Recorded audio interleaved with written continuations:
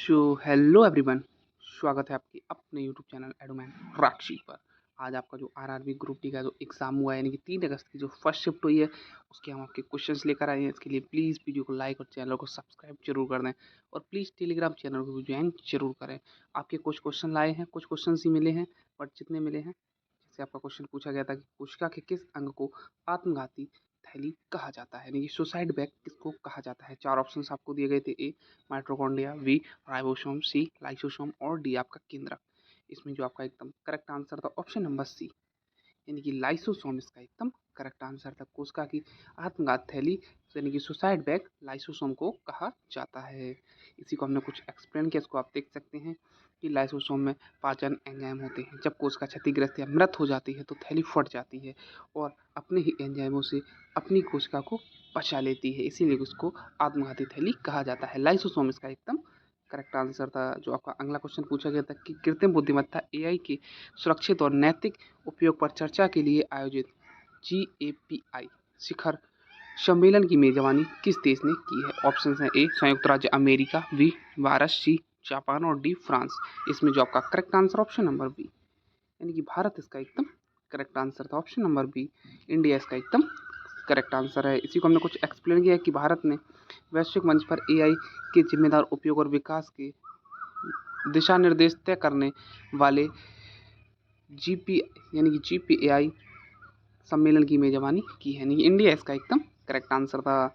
आपका जो अगला क्वेश्चन पूछा गया था कि खाने वाले सोडे का रासायनिक नाम क्या, यानी कि बेकिंग सोडे का रासायनिक नाम पूछा गया था। ऑप्शंस थे sodium carbonate, B sodium bicarbonate, C calcium chloride और डी ऑप्शन था आपका सोडियम हाइड्रोक्साइड। आपका जो करेक्ट आंसर था option number B sodium bicarbonate इसका एकदम करेक्ट आंसर था। फॉर्मूला था NaHCO3, इसका एकदम करेक्ट आंसर था सोडियम बाइकार्बोनेट।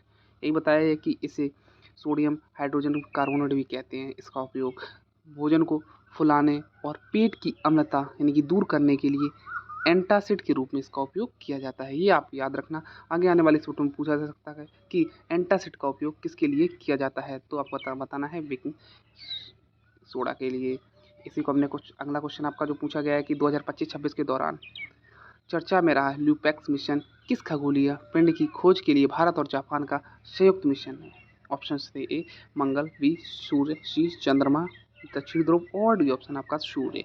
आपका जो करेक्ट आंसर था ऑप्शन नंबर सी चंद्रमा, इसका एकदम करेक्ट आंसर था। चंद्रमा दक्षिणी ध्रुव इसका एकदम करेक्ट आंसर था। इसी को हमने कुछ पता एक्सप्लेन किया है कि ल्यूपैक्स जो आपका lunar polar exploration mission ISRO और जापान की जाक्सा का संयुक्त मिशन है, जिसका उद्देश्य चंद्रमा के अंधेरे वाले क्षेत्र ध्रुवों में पानी की उपलब्धता और गुणवत्ता की जांच करना है।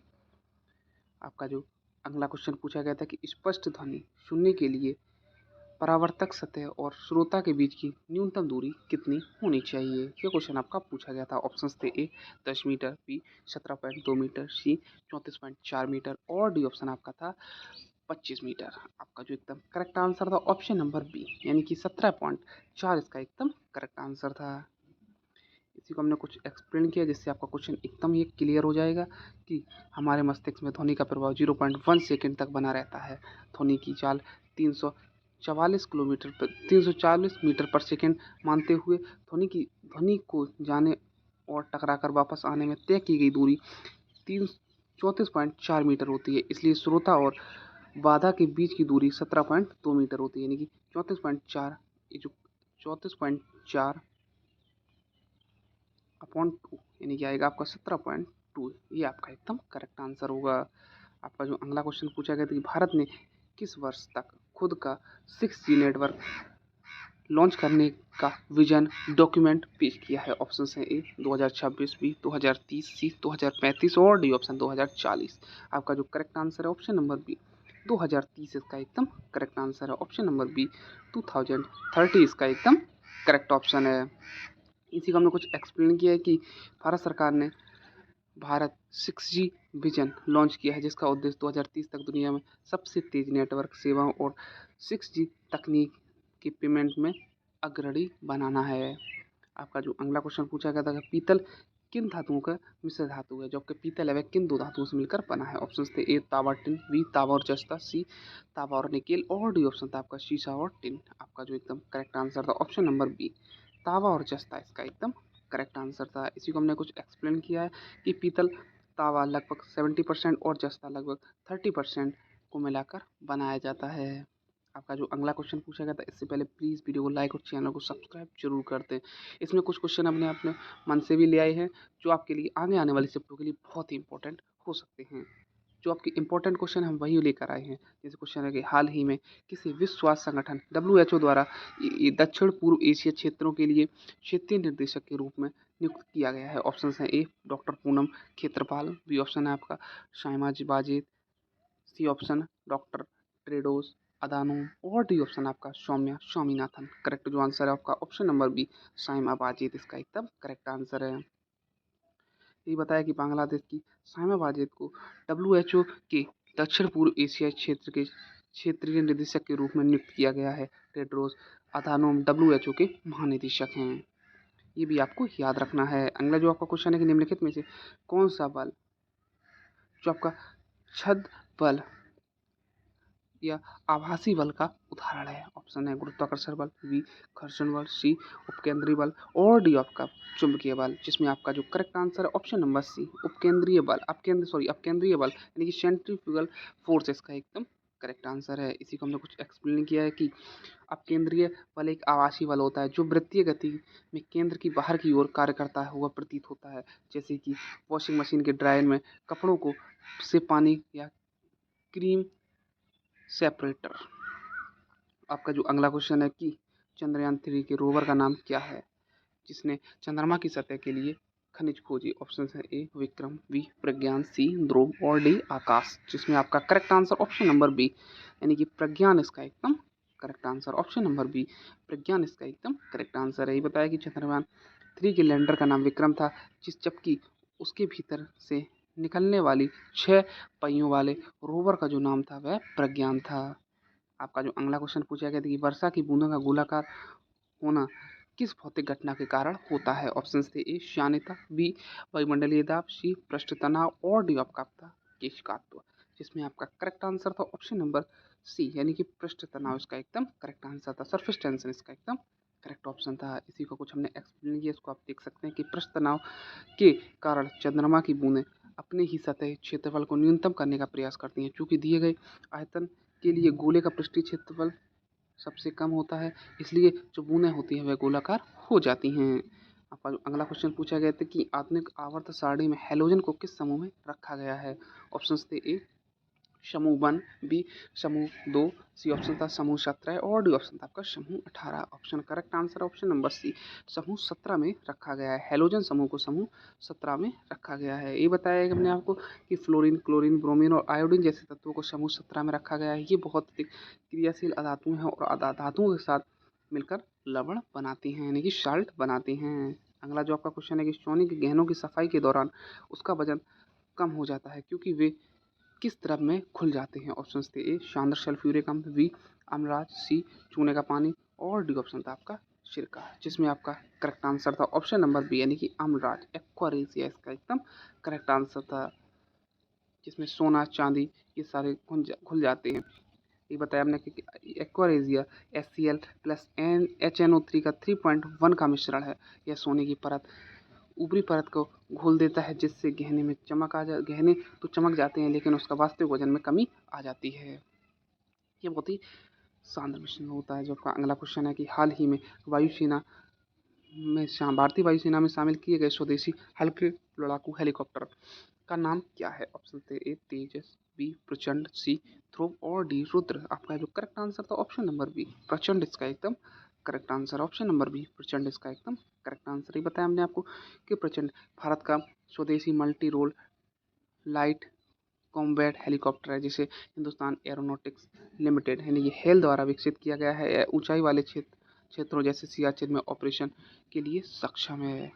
आपका जो अगला क्वेश्चन पूछा गया था कि शुष्क बुझे हुए चूने पर क्लोरीन गैस प्रवाहित करने पर कौन सा पदार्थ बनता है। ऑप्शन थे ए बेकिंग सोडा, बी विनंजक चूर्ण, सी तावन सोडा और डी प्लास्टर ऑफ पेरिस, जिसमें आपका करेक्ट आंसर था ऑप्शन नंबर बी विरंजक चूर्ण यानी कि ब्लीचिंग पाउडर इसका एकदम करेक्ट आंसर था, जिसको शुष्क बुझे हुए चूने पर क्लोरीन गैस प्रवाहित करने पर बनता है विरंजक चूर्ण यानी कि ब्लीचिंग पाउडर इसका एकदम करेक्ट आंसर था। ये बताया हमने आपको कि जब कैल्शियम हाइड्रोक्साइड की अपक्रिया क्लोरीन से कराई जाती है तो कैल्शियम ऑक्सीक्लोराइड प्राप्त होता है, जिसे हम ब्लीचिंग पाउडर भी कहते हैं। CaO। ये अगला जो आपका क्वेश्चन है कि मानव शरीर में पचे हुए भोजन का अपशोषण मुख्य रूप से कहाँ होता है? ऑप्शन थे ए अमाशय, बी मलाशय, सी क्षुद्रांत और डी ऑप्शन था आपका बड़े आंत, जिसमें जो आपका करेक्ट आंसर था ऑप्शन नंबर सी, यानी कि क्षुद्रांत इसका एकदम करेक्ट आंसर था, जिसे हम छोटी आंत भी कहते हैं। ये भी आपका पूछा जा सकता है कि छोटी आंत किसे कहते हैं? क्षुद्रांत को। ये आप याद रखना।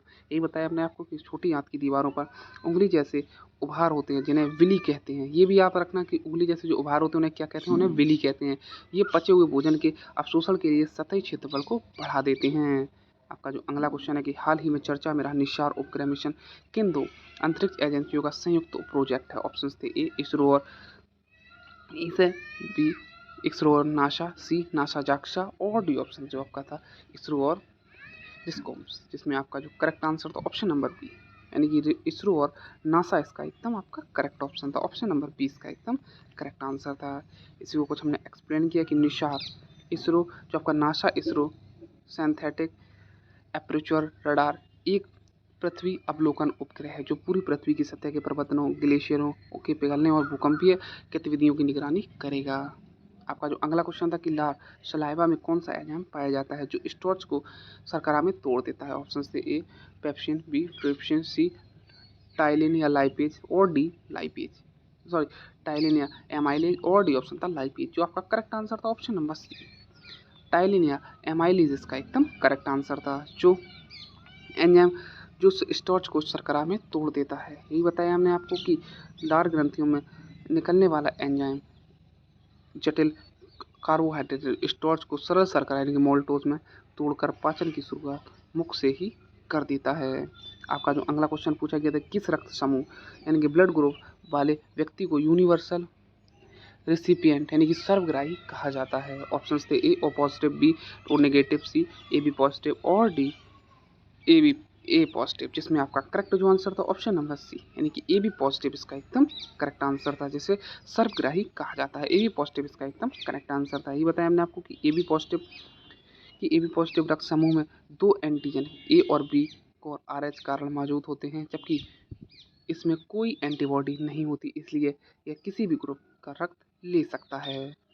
अगला जो आपका क्वेश्चन पूछा गया था कि भारत का पहला स्वदेशी विमान वाहक पोत कौन सा है? ऑप्शन है A INS Vikramaditya, B INS Vikrant, C INS Arihant और डी ऑप्शन था INS विराट, जिसमें जो आपका करेक्ट आंसर था ऑप्शन नंबर बी इसका एकदम करेक्ट आंसर था। INS विक्रांत इसका एकदम करेक्ट आंसर था। इसी को हमने एक्सप्लेन किया कि INS विक्रांत भारत का पहला पूरी तरह स्वदेशी रूप से डिजाइन और निर्मित विमान वाहक पोत है, जिसे कोचीन शिपयार्ड में बनाया गया है। अगला जो आपका क्वेश्चन है पौधों में वाष्पोत्सर्जन की प्रक्रिया मुख्य रूप से किसके माध्यम से होती है? ऑप्शन है ए जाइलम, बी फ्लोएम, सी रंध्र यानी कि स्टोमा और डी जड़, जो आपका करेक्ट आंसर है ऑप्शन नंबर सी, यानी कि रंध्र स्टोमेटा इसका एकदम करेक्ट आंसर है, जिसमें पौधों में वाष्पोत्सर्जन की प्रक्रिया मुख्य रूप से होती है रंध्र के माध्यम से। आपका एकदम करेक्ट आंसर स्टोमेटा के माध्यम से। यही बताया हमने आपको कि पत्तियों की सतह पर छोटे छोटे छिद्र होते हैं जिन्हें स्टोमेटा कहते हैं। इन्हीं के माध्यम से अतिरिक्त जलवाष्प बनकर उड़ जाता है और गैसों का आदान प्रदान होता है। ये आपको याद रखना है। लगभग आपके सारे क्वेश्चन कंप्लीट हो चुके हैं जो हमें मिले हैं। जितने क्वेश्चंस मिले उसका हमने आपको 100% एनालिसिस किया। कुछ क्वेश्चंस हम स्वयं लेकर आए थे, जो आपके खुद क्वेश्चंस लेकर आए हैं, जो आपके लिए इंपॉर्टेंट बन सकते हैं आगे आने वाली शिफ्टों के लिए, क्योंकि जो क्वेश्चंस हम लेकर आए हैं वह आगे आने वाली शिफ्टों के लिए बहुत ही इंपॉर्टेंट है। इसके लिए वीडियो देखने के लिए thank you. Only please video को लाइक और चैनल को सब्सक्राइब जरूर कर दें। अगर आप इस वीडियो की पूरी PDF चाहते हैं तो प्लीज़ टेलीग्राम चैनल को भी ज्वाइन जरूर कर लें। वहाँ पर हम इसकी पूरी PDF आपको अपलोड कर देंगे इंपॉर्टेंट क्वेश्चन के साथ, क्योंकि जो आगे आने वाली शिफ्ट उनके लिए बहुत ही इंपॉर्टेंट क्वेश्चन होने वाले हैं। Thank you.